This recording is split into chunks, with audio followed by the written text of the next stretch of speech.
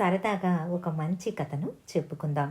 శివాపురం అనే గ్రామంలో రామయ్య అనే ఒక రైతు ఉండేవాడు. అతడికి ముగ్గురు కొడుకులు. పెద్దవాళ్ళు ఇద్దరు బాగా చదువుకొని పట్టణంలో ఉద్యోగం చేస్తున్నారు. అయితే చిన్నవాడైన సోము అతి గారాబం వల్ల సోమరిపోతుగా మిగిలాడు. తినడం, పడుకోవడం, ఎప్పుడైనా అలా వెళ్ళి చూటి రావడం, ఇదే సోమరిపోతు సోము దినచర్య. ఇలా ఉండగా ఒకరోజు ఎంత పొద్దెక్కినా లేవని సోమును అతడి వదిన వచ్చి, సోము, నదికి వెళ్ళి 2 బిందెల నీళ్లు పట్టుకురా అని అంటుంది. సోము కళ్ళు కూడా తెరవకుండా, నేను వెళ్ళను, మీరే వెళ్ళి తెచ్చుకోండి అని ముసుగు తన్ని పడుకుంటాడు. అప్పుడు వాళ్ళ వదిన, ఓహో అలాగా, అయితే మీ అన్నయ్యతో చెప్తాను ఉండు. మీ అన్నయ్య కోపం గురించి నీకు బాగా తెలుసు కదా, నీకు ఇక మీదట ఏమీ కొనివ్వద్దని కూడా చెబుతాను అని అంటుంది.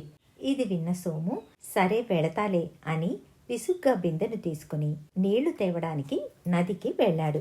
నదిలో బిందెను ముంచి నీళ్లు నింపుకున్న సోముకు నీళ్లతో పాటు ఒక చేప కనిపించింది. అది ఎలాగైనా బయటపడాలని ప్రయత్నిస్తోంది. లాభం లేకపోవడంతో సోమును, నన్ను దయచేసి నీళ్లలో వదిలేయవా అని అడుగుతుంది. అప్పుడు సోము, నేను వదలను, నాతో పాటు నిన్ను ఇంటికి తీసుకెళ్లి అందరికీ చూపించి నా వల్ల ఏ పని కాదు అన్న వారి నోరు మూయిస్తాను అని అంటాడు. అప్పుడు ఆ చేప, నన్ను పట్టుకుంటే నీకేం లాభం, నన్ను వదిలేస్తే నీకు ఒక సహాయం చేస్తాను అని చెబుతుంది. ముందు ఏం సహాయం చేస్తావో చెప్పు అంటాడు సోము. అప్పుడు ఆ చేప, ఇక మీదట నువ్వు జలజల పారే నీరు, మిలమిల మెరిసే చేప అని చెప్పి ఏదైనా ఒకటి కోరుకున్నావంటే అలాగే జరుగుతుంది అని అంటుంది. ఇది విన్న సోము ఎంతో సంతోషించి, ఏది ఒకసారి నన్ను ప్రయత్నించని అని బిందెలో ఉన్న చేపను చేతిలో గట్టిగా పట్టుకుని, జలజల పారే నీరు, మిలమిల మెరిసే చేప, నీళ్లు నిండిన ఈ బిందె నేరుగా మా ఇంటికి వెళ్ళిపోవాలి అని కోరుకుంటాడు. వెంటనే ఆ బిందె కదలసాగింది. సోము భలే భలే అంటూ ఆ చేపను నదిలో వదిలేస్తాడు. తరువాత ఆడుకుంటూ ఆ బిందె వెనకే తన ఇంటికి వెళతాడు. అలా సోము మోయకుండానే బిందె కాస్త ఇంటికి చేరుతుంది. మరుసటి రోజు సోము వదినలు అతడిని అడవికి వెళ్లి కట్టెలు కొట్టుకురమ్మని చెబుతారు. సోము ఉత్సాహంగా నేను వెళతానని బండిని సిద్ధం చేసుకుంటాడు.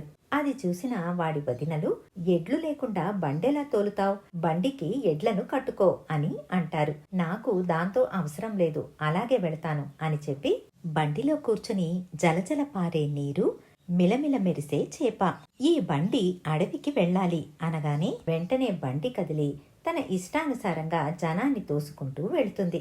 జనం కింద మీద పడుతూ తిట్టుకుంటూ లేవసాగారు. బండి నేరుగా అడవి లోపలికి వెళ్లి నిలిచింది.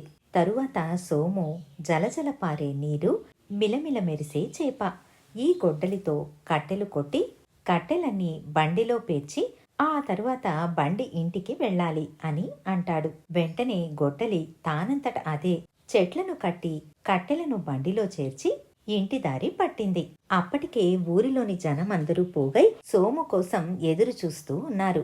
సోము బండిలో కనిపించగానే వాళ్ల చేతిలో ఉన్న కట్టెలతో కొట్టబోయారు.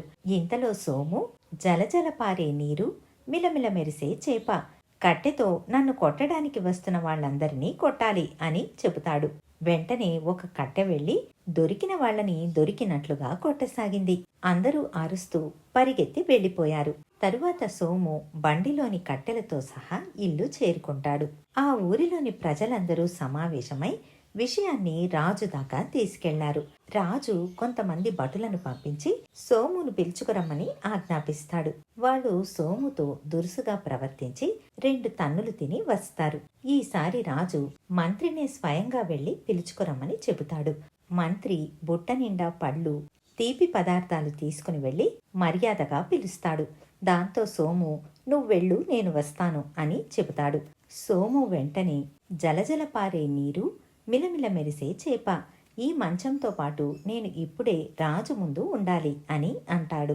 వెంటనే మంచం ఎగురుతూ వెళ్లి రాజు ముందు వాలుతుంది. తరువాత వచ్చిన మంత్రి తనకన్నా ముందే చేరుకున్న సోమును చూసి ఆశ్చర్యపోతాడు. మేడపై ఉన్న రాజు కూతురు గాలిలో మంచంతో పాటు వస్తున్న సోమును ఆశ్చర్యంగా చూస్తూ ఉంటుంది.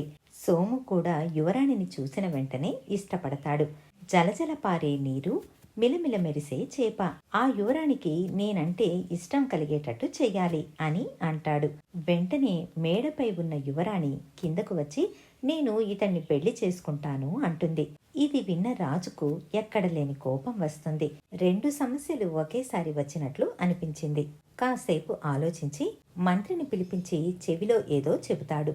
మంత్రి వెళ్లి రాజు చెప్పిన విధంగా కొంతమంది భటులు వచ్చి మత్తును కలిగించే పదార్థాలు కలిపిన కొన్ని తీపి వస్తువులను సోము ముందు ఉంచుతారు.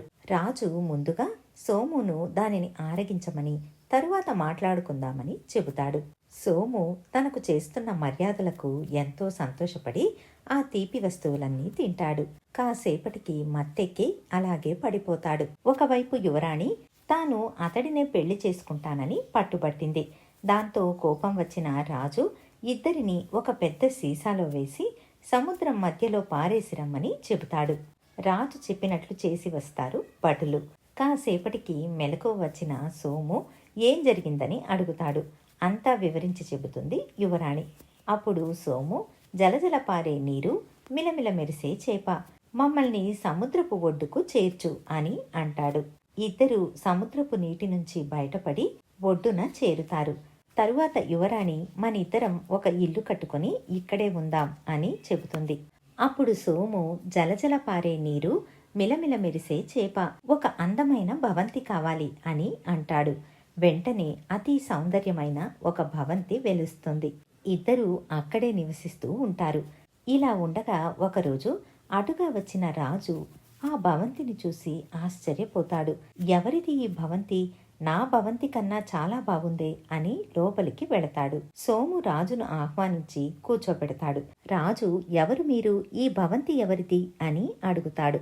అప్పుడు సోము నన్ను మర్చిపోయారా మహారాజా, నేను సోముని అని పరిచయం చేసుకుంటాడు. తరువాత రాజకుమారిలా వెలిగిపోతున్న తన కూతుర్ని చూసి ఎంతో సంతోషించి వాళ్ళిద్దరినీ అంతఃపురానికి తీసుకుని వెళ్ళి వైభవంగా వివాహం జరిపిస్తాడు. ఒకరోజు అంతఃపురంలో పడుకుని ఉన్న సోముకు యువరాణి పన్నీరు చల్లుతూ లేపుతూ ఉంటుంది. నీళ్లు కాస్త ఎక్కువ పడటంతో ఠక్కున లేస్తాడు సోము. ఎదురుగా ఎంతసేపు పడుకుంటావ్ అని ముఖానికి నీళ్లు కొట్టిన వదిన కనిపిస్తుంది. ఎంత మంచి కల, లేపేశారే అని తిట్టుకుంటాడు సోము. ఈ కథ వింటున్నప్పుడు మనకు కూడా సోమరిపోతుగా ఉన్న సోముకు ఎంతటి వైభవం దక్కింది అని అనుకుంటాం. కానీ అది కలలో మాట. సోమరితనం మనుషులకు బద్ధ శత్రువు లాంటిది. అది మానసికంగా, శారీరకంగా మనిషికి ప్రమాదాన్ని కలిగిస్తుంది. అబ్దుల్ కలాం చెప్పినట్టు కళ అంటే నిద్రలో వచ్చేది కాదు, మనల్ని నిద్రపోనివ్వకుండా చేసేది. అందుకే మెదడును, శరీరాన్ని చురుగ్గా ఉంచుకుందాం, హాయిగా ఉందాం. ఇదండి సోమరిపోతు సోము కథ. మళ్ళీ మరొక మంచి కథతో మీ ముందుంటాను. ధన్యవాదాలు.